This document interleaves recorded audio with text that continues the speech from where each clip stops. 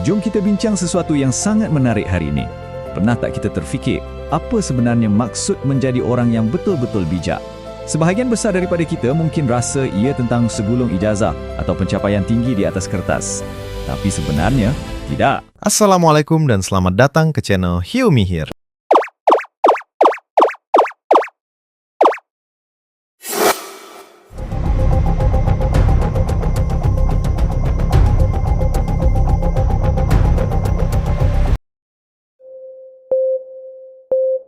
Kebijaksanaan sejati adalah tentang nilai insaniah, kemahiran dan akhlak yang membawa ketenangan serta manfaat kepada orang di sekeliling kita. Cuba anda renungkan sejenak persoalan ini.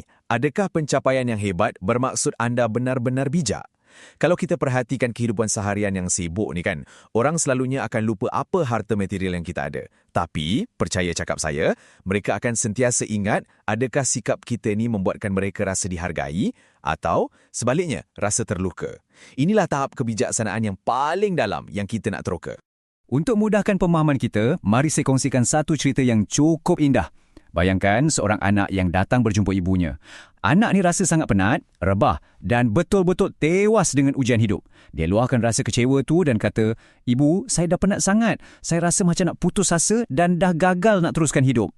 Kalau ibu bapa lain, mungkin mereka dah mula bagi syarahan atau bebelan yang panjang lebar, kan? Tapi ibu ini sangat berbeza. Dia tak cakap banyak. Dia cuma bawa anaknya masuk ke dapur. Ibu ni ambil 3 buah periuk dan didihkan air di dalamnya. Di dalam periuk pertama, dia masukkan sebatang lobak merah. Periuk kedua pula, sebiji telur. Dan periuk ketiga, dia masukkan serbuk kopi. Selepas beberapa minit, ibu tu suruh anaknya perhatikan betul-betul apa yang dah terjadi kepada ketiga-tiga bahan tadi. Ketiga-tiganya berhadapan dengan ujian yang sama, iaitu air yang mendidih. Tapi reaksi mereka sangat berbeza. Lobak merah yang asalnya keras dan kuat, bila direbus terus jadi lembut dan lemah. Telur pula nampak je rapuh dilindungi kulit nipis, tapi lepas direbus, hatinya jadi keras kat dalam. Tapi kopi tunjukkan sesuatu yang luar biasa. Ia tak berubah jadi benda lain, tapi ia mengubah air mendidih tu menjadi sesuatu yang harum dan istimewa. Menarik kan? Lubak merah hilang kekuatannya bila ditekan dengan ujian kepanasan. Telur pula jadi keras dan pahit di dalam bila berdepan dengan masalah. Tapi kopi ambil pendekatan yang jauh berbeza. Dia bukan sekadar menahan panas tu, tapi dia berjaya ubah persekitaran yang keras dan menyakitkan itu menjadi sesuatu yang sangat menyenangkan dan bermanfaat untuk orang lain. Kemudian, ibu yang bijak tadi pandang tepat ke mata anaknya dan tanya satu soalan yang sangat mendalam.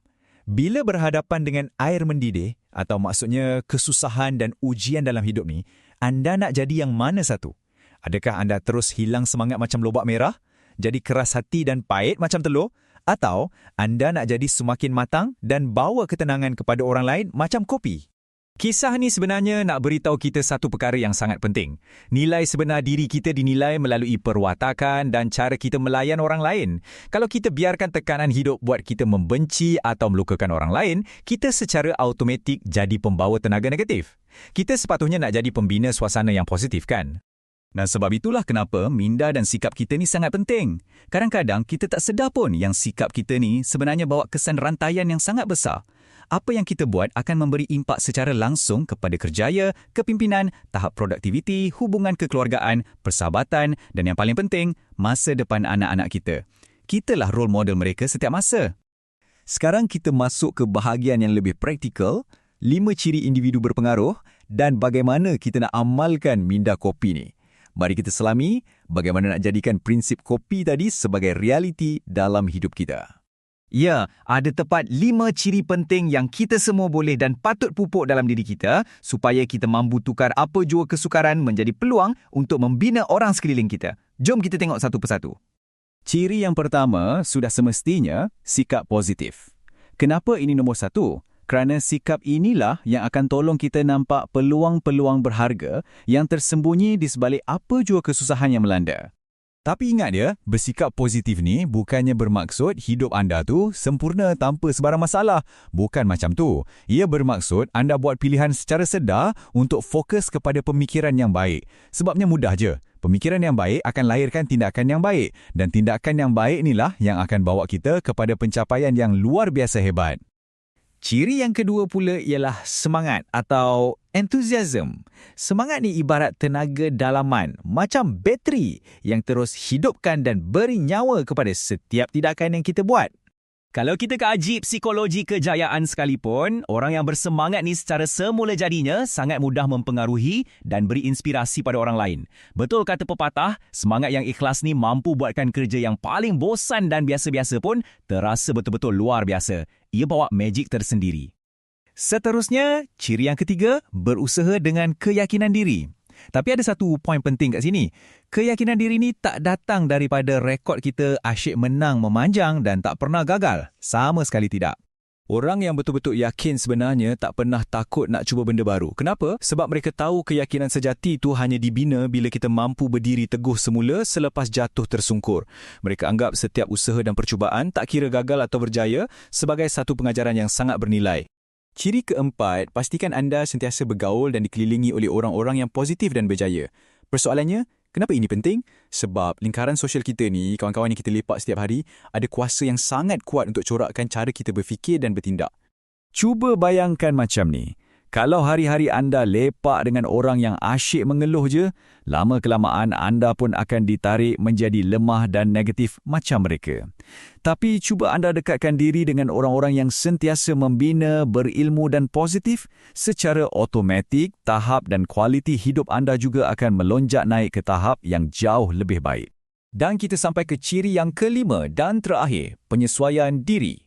Orang yang bijak sangat faham yang hidup ini sifatnya sentiasa berubah-ubah. Jadi, mereka tolak tepi ego yang boleh buat mereka jadi sombong dan kaku.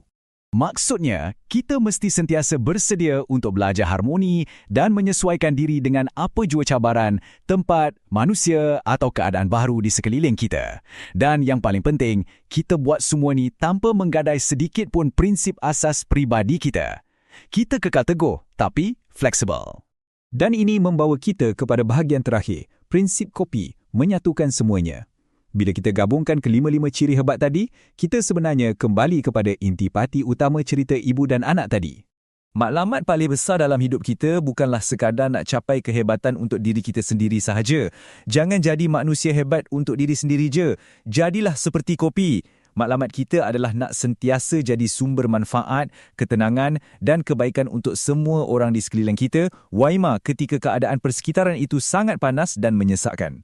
Jadi, sebelum saya akhiri penerangan kali ini, saya nak tinggalkan anda dengan soalan daripada sang ibu tadi. Tanya diri anda sekarang, apabila kehidupan mula menekan dan menaikkan suhunya, adakah anda akan memilih untuk jadi seperti lobak merah, telur atau secawan kopi?